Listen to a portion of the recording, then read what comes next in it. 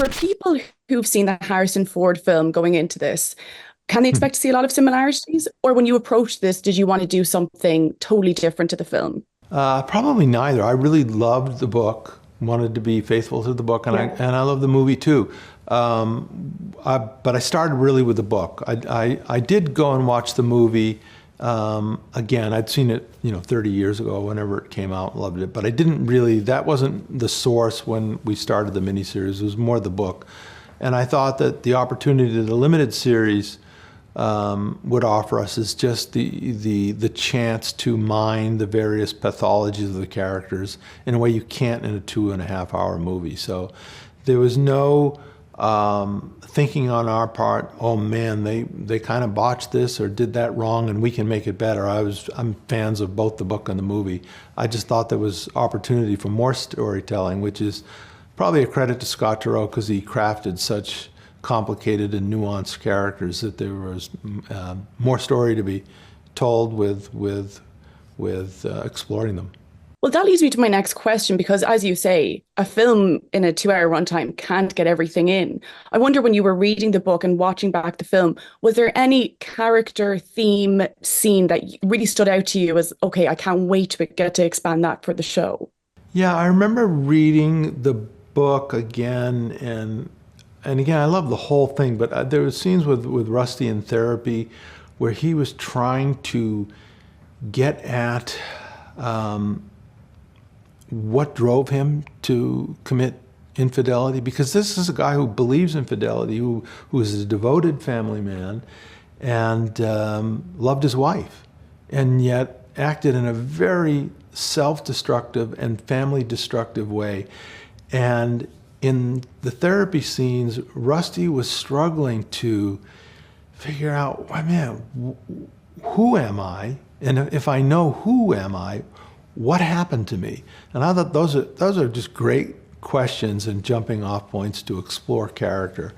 And the whodunit part was fantastic in the book. We made some changes and zigged and took some zags here and there to make it different. But I thought as a legal psychological thrill, the book was very tight and I wanted to live up to that. And the character development was where I thought the opportunity lay.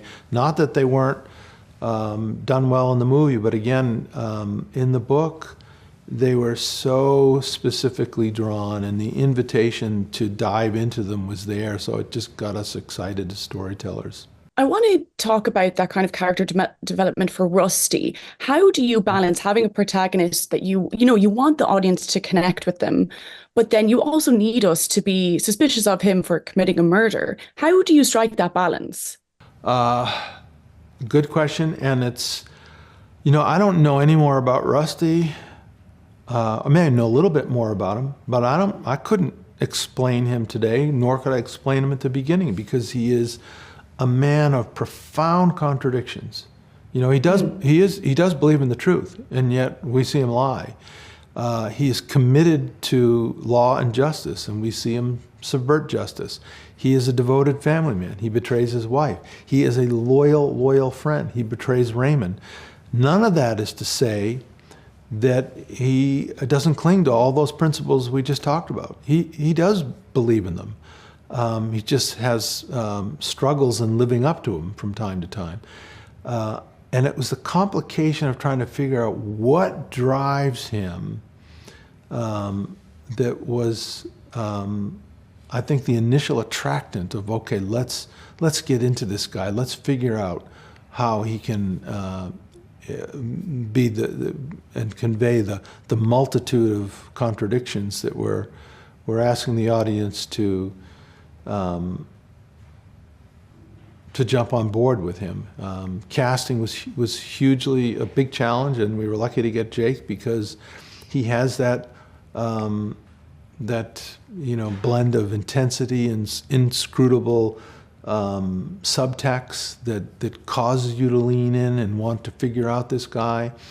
We love the idea that the audience could be both repulsed by him and feel for him in the very same scenes as we see Barbara do. So it's that kind of character complexity that I think really offered us the chance to make something distinctive with him and with the series beyond that, and that's what probably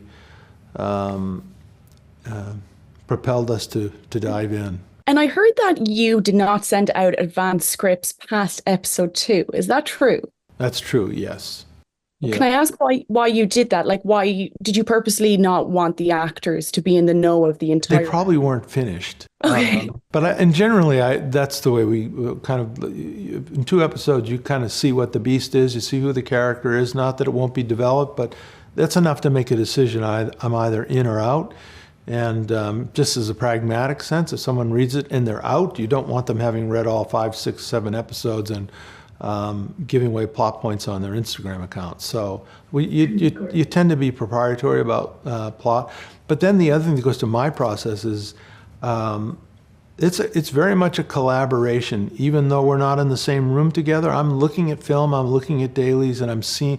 You start off with the character you conceive, you see what's being conveyed on the screen. They're not always the same. Sometimes they are. Sometimes they're a little different. Sometimes the version I'm seeing on the screen reveals strengths to me that I didn't anticipate, other times deficits. So you're tinkering as you go along, trying to maximize the strengths, minimize those weaknesses in the characters. And you're also letting the characters and the film speak to you. I've said it before, and people think that I must be somewhat schizophrenic, but I start off writing characters in the story, and I'm in charge of them. But at some point, the story and the characters become in charge of me, because they become real on the screen to me, and I like to listen to them. One last final question, really quickly. Big Little Lies season 3. I'm sure you've been asked. Nicole and Reese have been talking in the press.